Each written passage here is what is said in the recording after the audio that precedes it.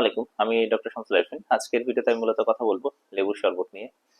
তো লেবুর দাম বাংলাদেশে এখন অনেক বেশি, সুতরাং লেবুর দাম নিয়ে আমি কোনো কথা বলবো না। তবে এরকম দাম যেহেতু সবসময় থাকবে না, কমে যাবে, সুতরাং আপনারা চাইলেও লেবুর শরবত গ্রহণ করতে পারেন। তবে এখানে প্রশ্ন হচ্ছে যে এই লেবুর শরবত খেলে আপনার প্রস্রাবের ইনফেকশনের জন্য কতটুকু কার্যকর হবে। চলুন আজকের ভিডিওতে এই বিষয়ে আমরা ডিটেলস জেনে নিই।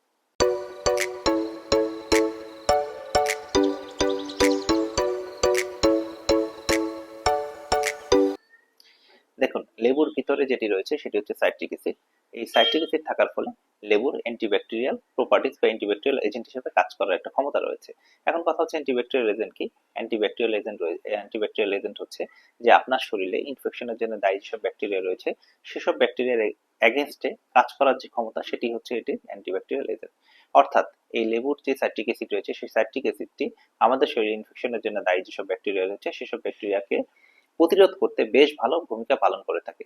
তবে কথা হচ্ছে এটি কি শুধুমাত্র প্রস্রাব ইনফেকশনের জন্য দায়ী ব্যাকটেরিয়াকে মারবে? তা না, এটি শরীরের যে কোনো ইনফেকশনের জন্য দায়ী যে কোনো ব্যাকটেরিয়াকে মারার ক্ষেত্রে ভালো ভূমিকা পালন করে থাকে। এজন্য আপনারা দেখবেন যে শরীরের রোগ প্রতিরোধ ব্যবস্থা বাড়ানোর জন্য আমরা অনেক সময় এই যে লেবু শরবত গ্রহণ করতে বলি, বা অনেক সময় বড় অপারেশনের পরও লেবু শরবত গ্রহণ করতে বলি, যাতে তার ঘাটা খুব দ্রুত শুকিয়ে যায়।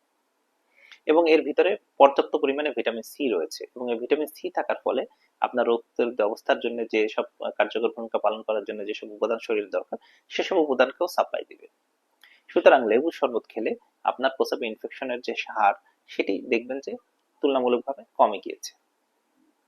তবে এখানে একটি জিনিস আমি আপনাদেরকে সাবধান করার জন্য বলবো, সেটি হচ্ছে যে দেখুন, আপনার শরীরে যদি ব্যাকটেরিয়ার সংখ্যা অনেক বেশি পরিমাণে বেড়ে যায়, অর্থাৎ আপনার শরীরে এত বেশি ব্যাকটেরিয়া রয়েছে যে আপনার শরীরে অ্যান্টিবায়োটিক দরকার, অর্থাৎ আপনার প্রস্রাবের প্রচুর জ্বালা পোড়া শুরু হয়েছে, প্রস্রাবের জন্য এখন অ্যান্টিবায়োটিক দরকার। এই লেবু শরবত কিন্তু অ্যান্টিবায়োটিকের রিপ্লেসমেন্ট না, অর্থাৎ আপনি অ্যান্টিবায়োটিক না খেয়ে যে লেবু শরবত খাবেন সেটি কিন্তু হবে না।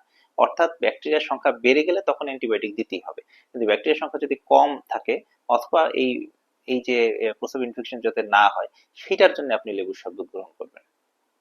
তবে গ্রহণ করারও একটি নিয়ম রয়েছে, সেটি হচ্ছে যে আপনি সকালে বা রাতে 2 বেলা করে গ্রহণ করতে পারেন, বা ক্ষেত্র বিশেষে 3 বেলা করে গ্রহণ করতে পারেন। এখন এর বেশি গ্রহণ না করাই বেটার। কেন?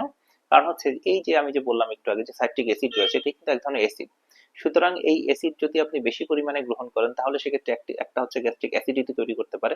2 নম্বর হচ্ছে আপনার ইউরিনকে বা আপনার প্রস্রাবকে সে অ্যাসিডিক করে ফেলতে পারে। অ্যাসিডিক ইউরিন যদি হয় তখন প্রস্রাবের জ্বালা পোড়াটা আবার বেড়ে যায়। সুতরাং কোনো জিনিসই অতিরিক্ত ভালো না। সুতরাং আপনারা লেবুর শরবত গ্রহণ করবেন, যেভাবে বললাম পর্যাপ্ত পরিমাণে গ্রহণ করবেন, রেগুলার দফাতে গ্রহণ করার চেষ্টা করবেন। সেক্ষেত্রে দেখবেন যে আপনার প্রস্রাবে ইনফেকশনের হার বা অন্যান্য ইনফেকশনের হার অনেকাংশে কমে গিয়েছে বা কন্ট্রোল হয়েছে, এবং আপনার শরীরের অন্যান্য রোগ প্রতিরোধ ব্যবস্থা উন্নত হয়েছে। সুতরাং লেবু ফল হিসেবে খুবই ভালো, লেবুর শরবত গ্রহণ করার চেষ্টা করবেন। তবে এখন যেহেতু দাম অনেক বেশি, এখন গ্রহণ করতে পারবেন কিনা জানি না, তবে দাম কমে গেলে চেষ্টা করবেন রেগুলার গ্রহণ করার জন্য। ধন্যবাদ সবাইকে।